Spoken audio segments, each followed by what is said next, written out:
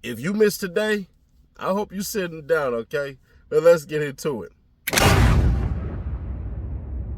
would also say that and I will do as the court has instructed, period. That's a full stop.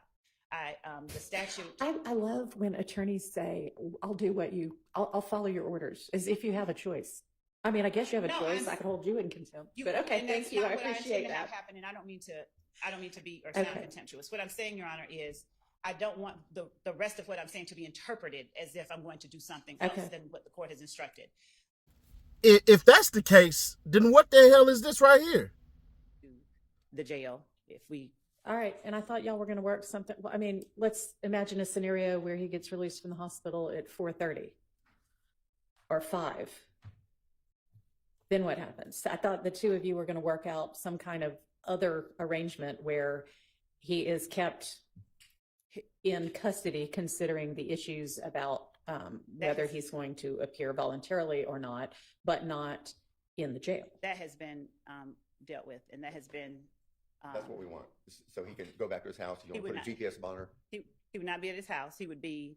We would still have to keep him in custody somewhere outside of a jail. I suppose we could work on that and talk about that later.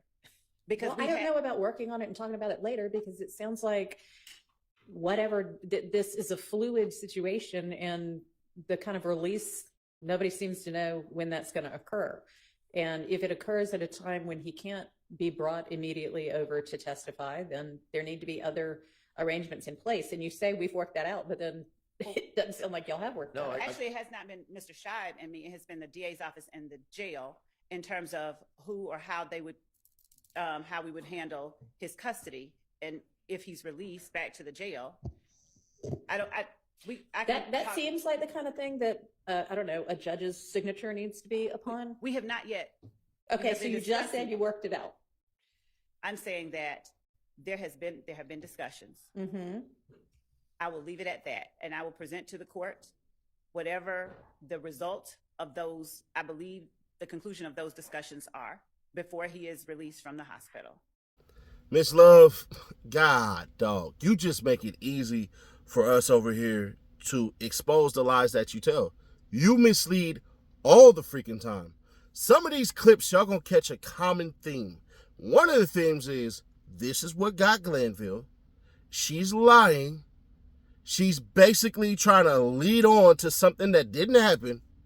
And, oh, by the way, she don't give a damn about nothing. It seems to me that she has lost the judge. And we got the new format, so we be popping in and popping out. So enjoy this one, man. We have a fairly good indication through his attorney that he is potentially going to come out here and say some version of, I'm so messed up on whatever drugs they've given me that beats me. I mean, you're an elephant. So then how are you going to deal with that? Your Honor, as Mr. Scheib did not relay that to me, and I don't well, think he just relayed it to everybody in front of you. So you heard it too. And it's been a possibility that he has relayed several times as well earlier this week. Your Honor. Yes? The doctor is on the phone. How about that? That's what we have. We have the doctor on the phone. We can get the doctor on the phone. I don't know. He's on the phone. What his demeanor will be on the We have it. He has a great deal of anxiety, and that's one of the scenarios that he could come into a crisis with his anxiety. Yes. I think I've spoken to everybody. He's had this for 30 years, and it's been built up, and quite frankly, he's an addict. He takes oxycontin every day, and can't take morphine because he's addicted, or he just can't take that, but he's been on drugs for 30 years. 30 years? He's 31 years old. What you trying to say? His mama was getting high with him? His daddy was shooting up with him? 30, goddamn. I told y'all, it's going to be a shit show today. Y'all got y'all seatbelt strapped. Man, this dude just flat out said he's been on drugs for 30 years. I don't want you as my lawyer no more. You go in there, you say some wild shit like that, bro. Hell no. He's been in and out of intensive care. Okay. Thank you. We have the doctor on the phone, Your Honor. Could we, Okay, yeah. Is everybody going to accept that this is his Grady doctor on the phone? I think you need to have, what needs to happen is, under the law, he needs to give consent for her to have a conversation with him. You have been having conversations with his doctor and the state for the last several days, so I assumed that was with his consent. Am I wrong? It is, but I don't know what Okay. it is, and for this man to give further information, he has to give consent. I'm not. So it's been a minute-by-minute consent that you have had with him for the state to communicate with his doctor about his condition, Mr. Scheib? Has it? Be very clear. The other day when they- Has it? If you didn't catch the previous video yesterday, I predicted she would start yelling and losing her shit. That's not what he said at all. He said he doesn't know who that doctor is. See, now, Judge, you're lying, because what he said was, yeah, I have consent from his doctor. I don't know who that is. And she flat out just ignored that whole entire thing just so she can do what? Take control, because Buddy in there running his play back and forth. I ain't gonna hold you. It gets to the point where, damn, Judge, you sounding just like Miss Love. Is it possible that y'all homegirls? Because you do kick it with Fonnie Willis. Just gonna say it. The other day, the doctor said, right now I can give you information as to what has happened. I'm asking about the understanding that you have of Mr. Zachary's consent to let the state communicate with his doctor about his condition. The other day. I don't know. He needs to come out and at least put it on the record. Hey, I consent. We need to find out who the doctor is. I don't know who's on there. That was my point, is I have no idea who's on the phone. That was my point. No, the hell it wasn't. What is the doctor's name to whom he gave consent to speak about his condition? I think he needs to give consent. You are his lawyer. What is the doctor's name to whom he gave oral consent to speak to the state about his medical condition? I think they had the doctor on the phone. I think the doctor that I spoke to. What Your Honor, impact anything in his system might have? no, actually, Your Honor, what I had asked the court to do was to get or meet with the doctor and find out his status and his ability to actually be released and come down. This was done without. Okay, He and was just to be released. clear, that never happened, okay, so that that's not confusing on the record, because we found out before you ever even were able to set anything like that up, that he was about to be released and on his way over here, right? That was what I was attempting to say a Okay. bit too slowly.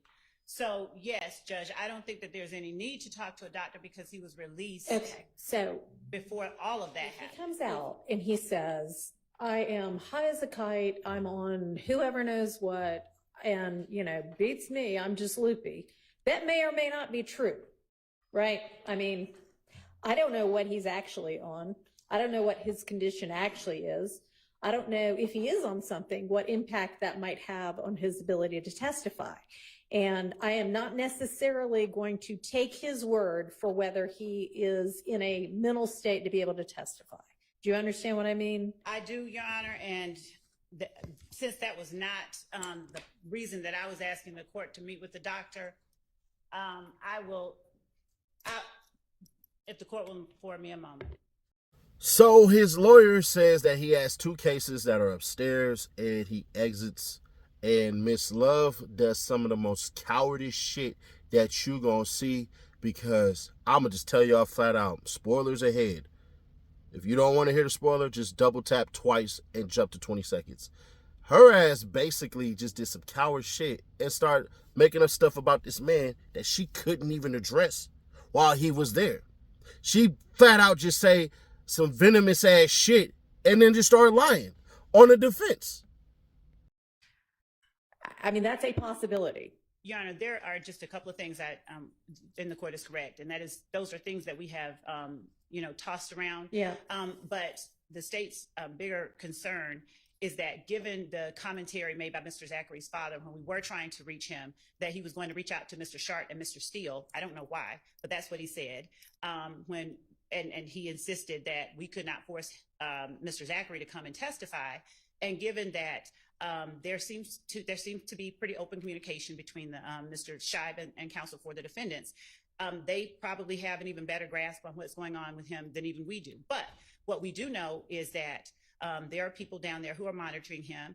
And the person with whom I spoke yesterday said that person is not a doctor, but that his vitals on the chart looked normal. Okay. And that there had been the representation by Mr. Scheib that if he goes down to the jail, he's going to die. And there are 28, all of these things. And so it perhaps makes certain people protective of keeping him there and not realizing the reality of this circumstance, that it appears that whenever it comes close to the time that he has. So yeah, I realize that this could just as easily be a convenient excuse. I mean, but I don't know what the real situation. Just as easily be a convenient excuse. I mean, but I don't know what the real situation is. And we have been we have been talking about all of that. But what I do know is that Mr. Scheib has told me flat out, my client will not testify, and he's given me the reason that he believes.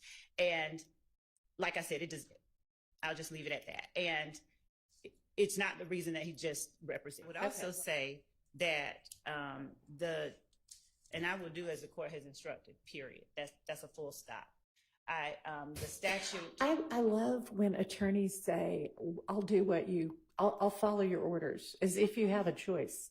I mean, I guess you have a choice. I could hold you in contempt. But okay, thank you. I appreciate that. Have happen, and I don't mean to be or sound contemptuous. What I'm saying, Your Honor, is I don't want the rest of what I'm saying to be interpreted as if I'm going to do something else than what the court has instructed. All that I am saying, or all that I was saying, was that the 245507 has specific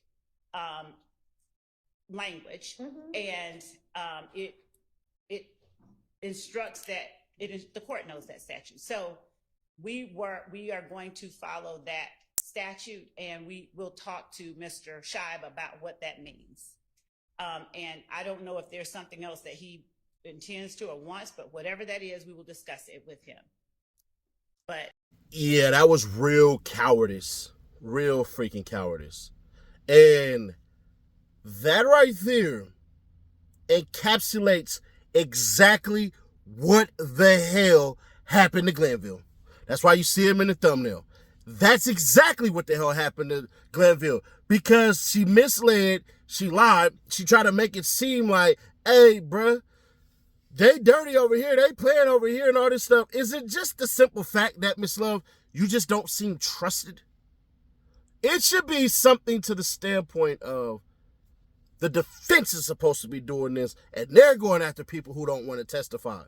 That's how that's supposed to go. Y'all supposed to be the good guys, but obviously you're not donning the right cape.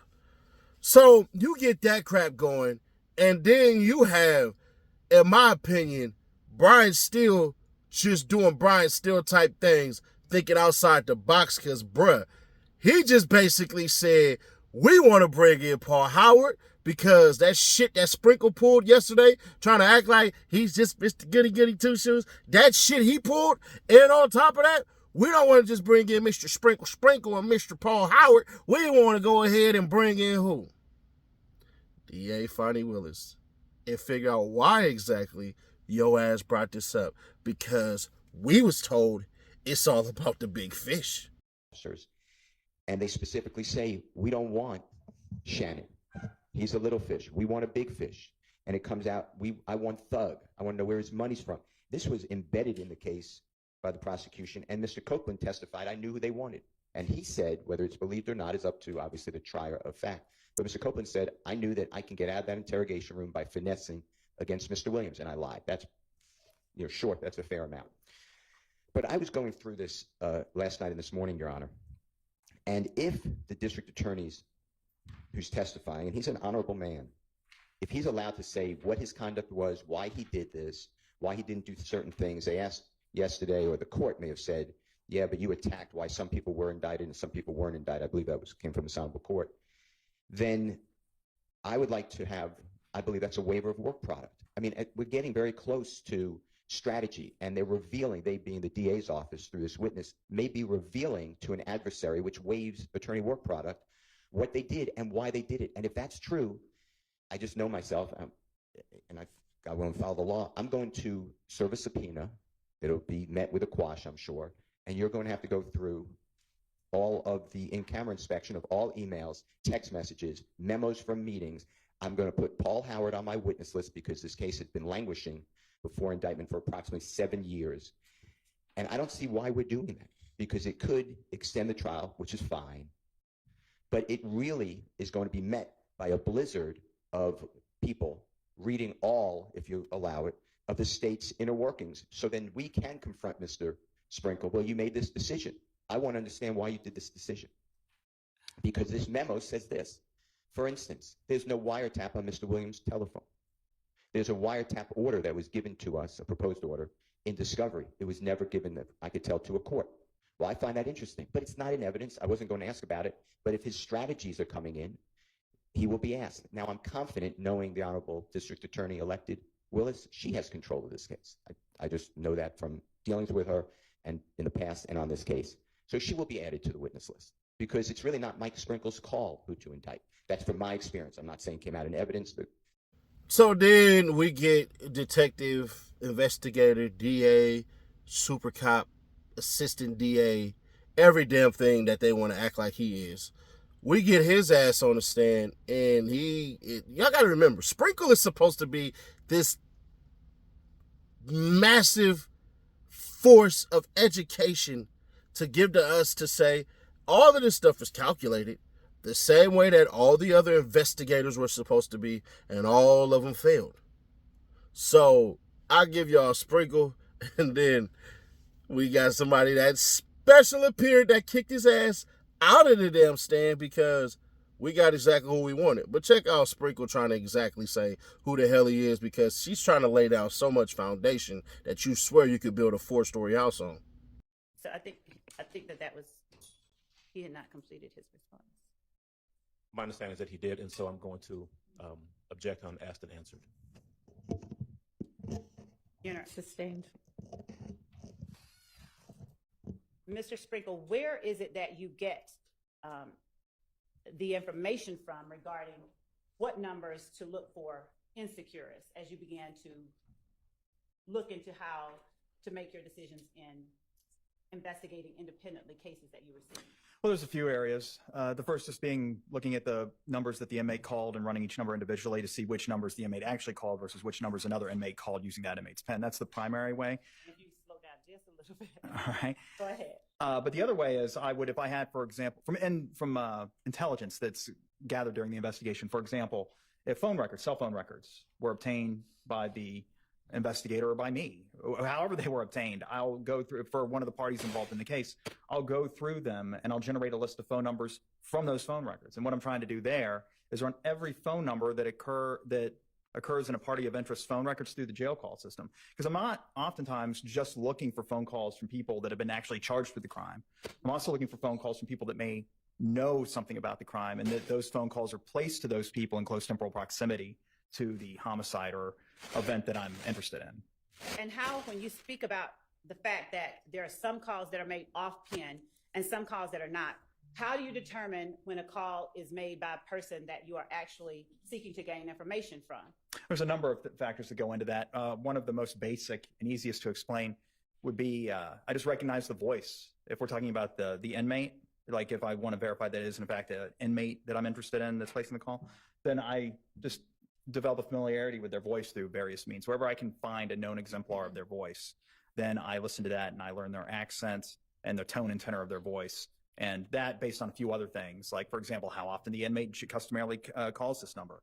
If I know that that number belongs to somebody that's a close family member or friend of the inmate, then that's another thing that is kind of an indicia of reliability that is, in fact, the inmate that's calling that number. But I think the primary thing is just knowing their voice. Is it a common practice to, once you have done these things that you've described for the jury, for you to then talk to people that have not been identified? I couldn't hear what you said because y'all were both saying something at the same time. Objection, what? Leading, Your Honor. Oh, Is it a common practice for you, once you have done all these things that you have described for the jury, for you to talk to people or endeavor to talk to people that have not previously been a part of the case file? Yes. And then out the freaking blue, we get the judge to basically announce a special guest appearance.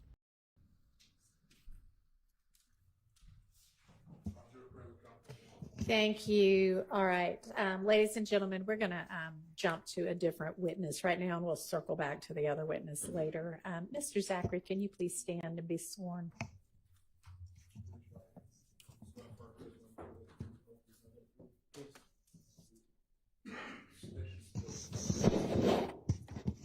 Quindarius Zach, Quindarrius, Zachary, Zachary. Now, we had no idea what the hell he was going to do. But when I tell you, I'm glad none of us knew. Man, hey, man, y'all sit yourselves in and enjoy yourselves this one, because, bruh, there was so much stuff I could have clipped, but I was like, nah, this is getting monotonous, bruh. Like, it's not even worth doing all that. But, bruh, Lil D, funny as hell. Mr. Zachary, do you know any of the persons in the courtroom today? Nah, None of them. nope, Know who Detective Gaither is? yes. How do you know who Detective Gaither is? Have you met her before? The Meek Young Goddess and auntie were fucking her. I mean, excuse me, Judge. But they had a relationship. Actually, I asked that be struck from the record. You say how I know? Have you ever witnessed any of that? Yeah, he told You were me. in the room? He told me. Okay, Your Honor, I'd ask that just hearsay be stricken from the record. It's stricken. No. Okay. Now, you're here in an orange jumpsuit. Why are you in an orange jumpsuit? Because the jury doesn't know. Because you locked me up. And why? I don't know. Were you subpoenaed to come to court? I was subpoenaed, then y'all told me I was on another subpoena up on an old judge. Y'all wanted me to voluntarily take a subpoena. What I'm going to voluntarily take a subpoena for? Did you tell your father to tell us you weren't gonna come? My father, he grown man. He tell you what he want to tell you. I ain't telling that. Were you with him when he said you weren't gonna come? No. Do you know whether he offered to call anybody? You want to get my dad up here? I want to talk to you. Okay. I know you want to get him up here. Why? You know why. Why? You know why. Tell the jury why. You know why. So you're not going to tell the jury. Was your father with you when you talked to Gaither and Dennis in August 2015? No. Did you live with your father in August 2015? No. Who did you live with in August 2015? Myself. Did you live with SG at any time? Yes. August 2015. Yes. Where did you all live? I don't remember.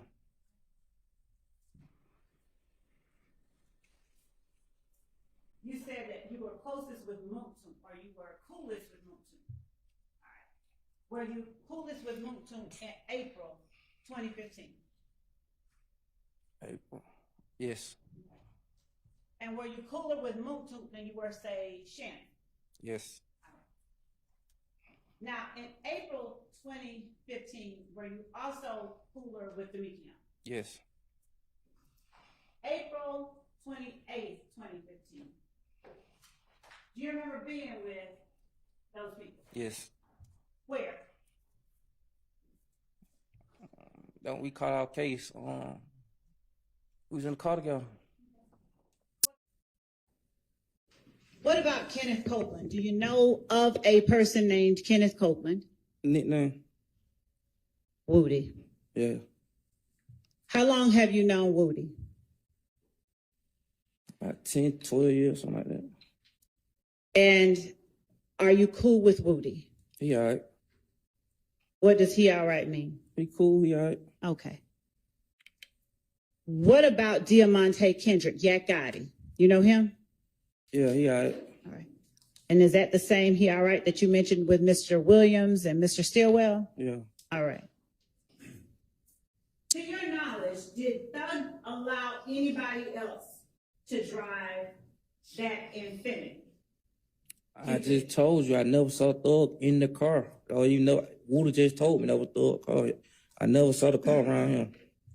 When you said that you spoke with Investigator Gaither and Investigator Dennis in August of 2015, did you tell them, or rather, did Investigator Gaither ask you who Thug allowed to drive the Infinity while it was in his possession?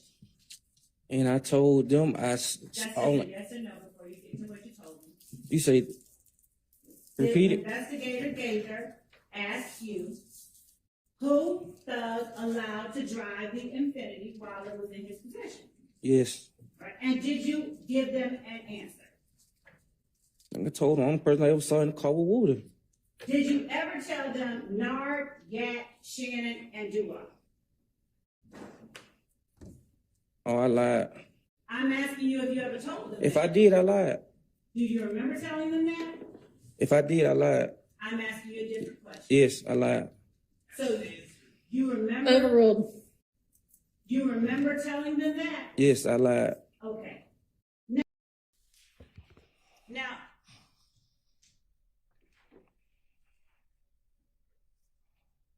was Rock Crew, what kind of group was Rock Crew? A R&B group.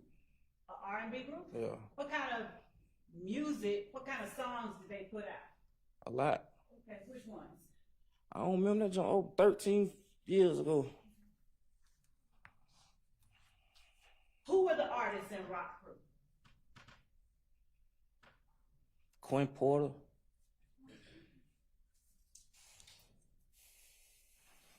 Who else? That's all I remember. Did Tick ever sing with Rock Crew? I don't remember. Did you know about a R&B group or any other kind of singing group called Red Cartel? Yeah, that was a record label, yeah. Was it record label? Yeah. So do you have to be signed to YSL to be YSL? You got to ask them that. I'm asking you. I don't know. I'm not YSL.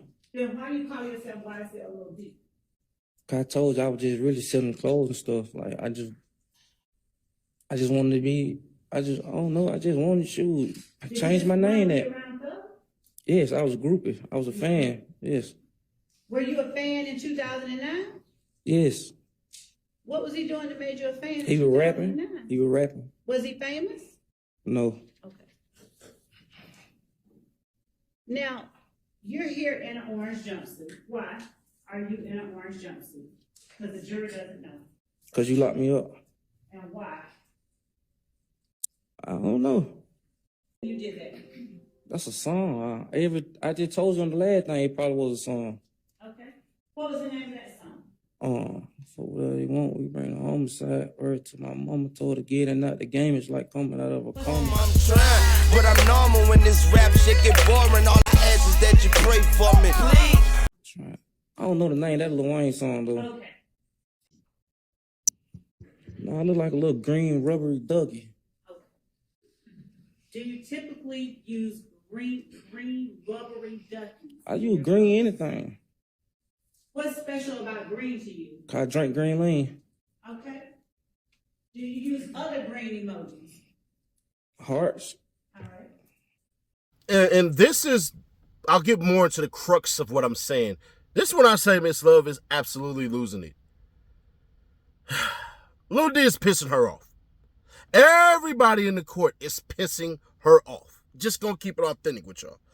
She literally brings up some cats and says, them. Then Max Sharp like, can you specify who them are? Who them are? Who them are? Who are they? We basically need you to clear that up. And she flat out just said, no, fuck you. I'm like, bro, what the hell? So then Max Sharp basically loses his shit because they go on break, or was it lunch? I don't remember. And basically, she damn near causes a mistrial, and I ain't gonna hold you. I didn't think that the judge would grant a mistrial, but what she definitely did do was sit there and pause and let Miss Love think about it for a minute while Miss Love actually sat up there goddamn lying. All right, Mr. Sharp. Your Honor, what just happened was completely dishonest, disingenuous, misleading, and gross. And you objected. I objected, and I wouldn't have even thought about anyone doing this other than the fact that I've seen the prior behavior throughout this trial of this type of nonsense where we try to trick a witness into think we're saying they, meaning 2, 3 people, and then try to convince the jury that we're somehow including my client Shannon when it's clear that the witness is not following. That's what we're talking about, and it's disgusting. And I don't know how we cure it, but I'm going to move for a mistrial. I think it was completely intentional. Obviously, it was calculated. Obviously, when I asked for clarification, I would think anyone seeking the truth would gladly clarify. I'm seeking the truth. I would gladly clarify. No, it's sheepish grin and then. All right, I understand your objection, and I understand what you were saying past that objection. Miss Love, I think one thing that, no, you need to listen. I think that one thing that needs to happen is when an objection is made and you are given an opportunity to respond and I make a ruling, even if that ruling is please clarify, that you then need to obey what my order is instead of continuing to argue. Your Honor, when I ask for clarification and consideration, I believe that as an advocate and as a person who is actually representing the victims who have been victimized in this case and who is representing as much as actually more than an officer of this court, and I represent something, I believe that the state has as much right to express, to request, and to ask for consideration and for an allowance to ask the questions that it wishes to ask as the defense does. I believe, Your Honor, the objection that was made, and I understand what Mr. Sharp said, but there are a couple of things at play here.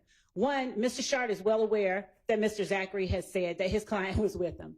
He has said it in the interview that I'm holding in my hand. He is not being honest with the court when he is claiming that Mr. Zachary had no idea what I was talking about. I literally said Shannon, Demikion, and Muntu, and I asked him how close he was with each of them. Right, and then we went from that to his girlfriend, and then it was not unreasonable. And the objection could just be, vague, but it was not unreasonable to object to make sure that it was clear what the question was, who the they was in the question. And when I say clarify, that needs to be the end of it. And you need to ask a different question, rephrase the question, and let's move on. And there shouldn't be an issue with it. Yes, Your Honor. If the state is not allowed to ask for clarification or consideration, I understand. I don't know what you mean by that. Your Honor, when I ask... A clarification of my ruling? Is that what you mean? When I ask for permission beyond what the court has instructed, I did not know that I should not do that, so I won't do that anymore. Hello, playground. Hello, swing. Hello, summer, winter, and spring. Happy face and happy... That's not what was going on. You're basically, it seems to say, I'm asking permission to do something other than what the court has just ordered me to do. And so if that's what it is, then no, you cannot do that. If you need clarification of a ruling, then of course you can ask that. And if you want reconsideration, then you can ask for that, but that does not need to go on in front of the jury. When I make a ruling, obey the ruling and move on. Yes, Your Honor. Okay. All right, I'm going to look back at what the transcript says. Thank you. I mean, and Ms. Love, you may, given that there's now a motion for mistrial on the floor, in assertion that you did things purposefully, you may respond to that. I vehemently object to the mistrial. I vehemently object to any mistrial, and I beg the court to look at the transcript and see what I said right before I asked him the people that I just mentioned. And I would ask that the court, if the court deems it appropriate that such language is gross and all of the disparaging remarks made by counsel for the defendants are appropriate, that's one thing. But I'd ask that the court limit that type of behavior, which is, not becoming of officers of the court. I agree with that. It is not becoming. All right, y'all can take a break if you want to. I'm going to take a look at this transcript. But in the beginning, she said she wouldn't do any of that, right? That's what it was. Man, today is the day where we're going to see on Monday, in my opinion and observation, and maybe y'all agree, maybe y'all don't agree. We're going to see Miss Love start to change a little bit. We're going to see her operate with a little more grace, with a little more sharpness, not leading so much with bullshit. And I think the way in which she's going to do stuff is kind of Hilton-esque. For a minute, I thought to myself, bro, what a crazy thing if we would have saw Miss Hilton, not Miss Hilton, but Miss Love versus Lil Woody. We wasn't going to get there, but golly, this is the closest. And I'm going to keep it fair, square, obvious, and honest. Miss Love, you are over your skis as well. I said the same thing about the judge yesterday, but I am telling y'all right now, I will not feel bad for Miss Love because she has a horrible track record. I've already exposed that. I've exposed Fonnie Willis' track record. And it's all bad. I really think in my heart of hearts, she damn near might be fighting for her job. I think if this trial leads to a mistrial, error per the prosecution, aka the courts,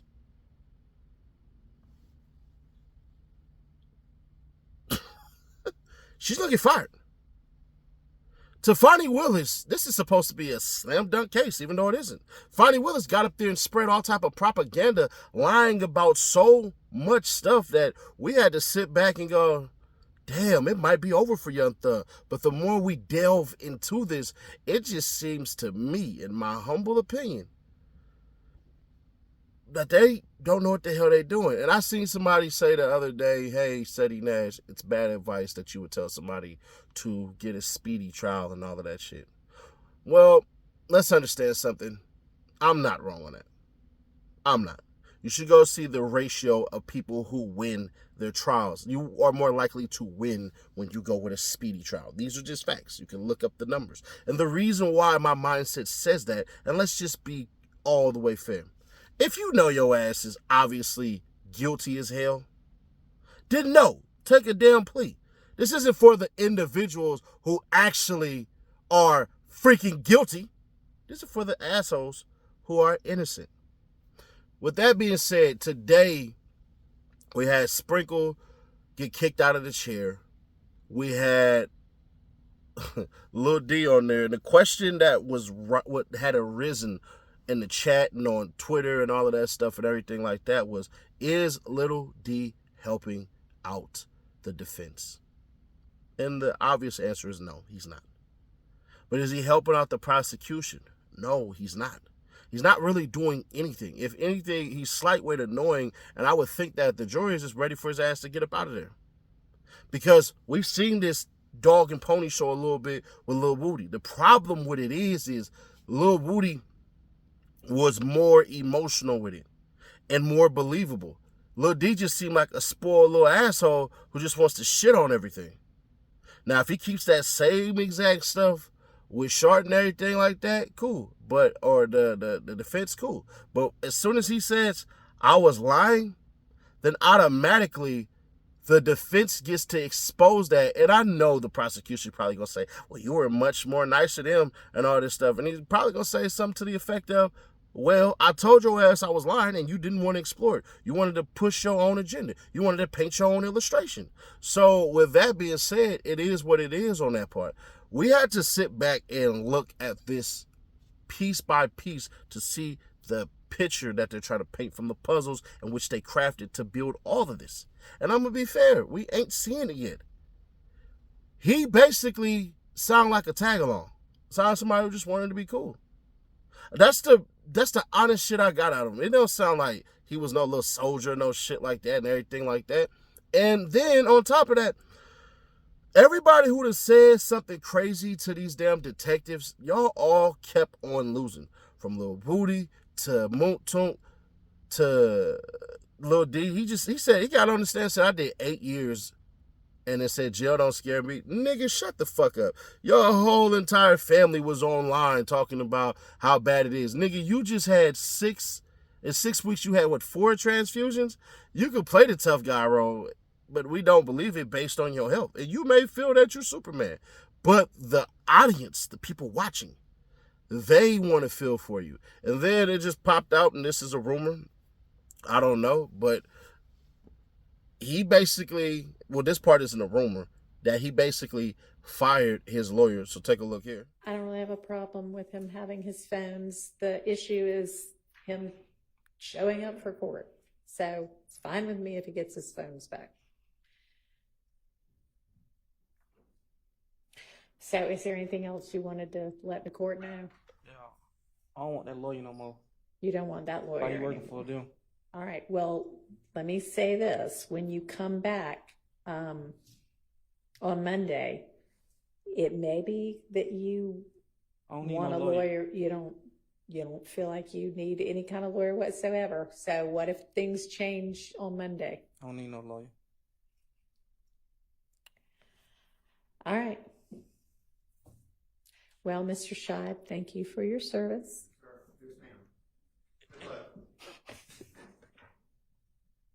Anything else? Now, what I believe happened is that basically that lawyer realized he's going to be over his skis as well. And essentially, that's what it was. Now, somebody put out there, and I'll take them at their word, that the family basically found out that the lawyer was trying to get an additional $2,500, and he wanted to be paid cash up front. They raised like almost $9,000 on GoFundMe, but I don't think they were able to get that money just yet. So there's that. But part of me feels like that lawyer was essentially hired, and I'm just basing this off of what I heard. I ain't speak to nobody, I talk to nobody. This is just a theory of mine. That basically that lawyer was hired to make sure and facilitate that Lil D got up out of there, that he got good medical attention, and that he was heard and all of this stuff, and grabbed a lawyer with a name, and an OG lawyer at that, who knows the court systems pretty well. And then I think what ended up happening was the damn lawyer was like, nah, this gonna take a little too long, because he even, like I said earlier, he even admitted he had 2 cases upstairs. So to me, you have a law office and all that shit, but your client ultimately says, you know, I want to keep this person, or I don't want to keep this person. I'll wait on my lawyer. And that kind of does kind of coincide with what was put out today, that he wanted $2,500 cash. So there's that. I don't think that lawyer knew how long it was going to take. I think he probably popped in, popped out, and that was that. But it kind of had a Caleb Bumpus feel to it, like, she fired. So there's that. Now, there was another question, and we'll leave it with this. Is Lil D gonna go ahead and get on the 20v1s and all that stuff and everything like that? He doesn't have the charisma. I'm sorry. He needs the charisma for people to actually want to tune in. Right now, we're just seeing if he could piss off Miss Love to say some shit. That's all that is. It's not charismatic. It's not anything. Hell, the lady from yesterday was far more charismatic than him, and she was doing the same rocking back and forth. But at the end of the day, we may not get another Lil Woody. It seems like there's a thirst for another Lil Woody, and it feels like he's now going to be a good staple for social media for a couple of years and stuff like that. And maybe he runs up a meal or two and all that stuff, and, you know, gets his daughters and rides off to the sunset and can live his life and everything. From what I hear behind the scenes, you know, he's at church every Sunday. So we'll see how Lil D is, but I just don't feel as though Lil D is going to be the one to kind of blow up off of this. It just feels like we're looking at somebody that we want to see fight Miss Love, because there's a huge disdain for her. But maybe I'm wrong. Subscribe, turn that bell, stay notified, and share to keep your people aware. I don't know why it won't show, but we are 8K away from that 100K from that $1,000 giveaway. So there's that. And then every 50K after that, I think by the time we hit that, we'll start giving out the whatever new PlayStation it is. I'll make sure that the people who really rock with this channel, that they, you know, cop 2 of those. And every 50K that we hit up until 300K, we'll basically go ahead and give those out. So all you got to do is be a member, comment on every single video, and share, and make sure you like. I can see it all. I'm the whole seeing eye of Odin. I'll catch you on the next one. We might do some part 2 on Mondo, because I got that paperwork. Well, not all of it, but you do have a mysterious history, sir.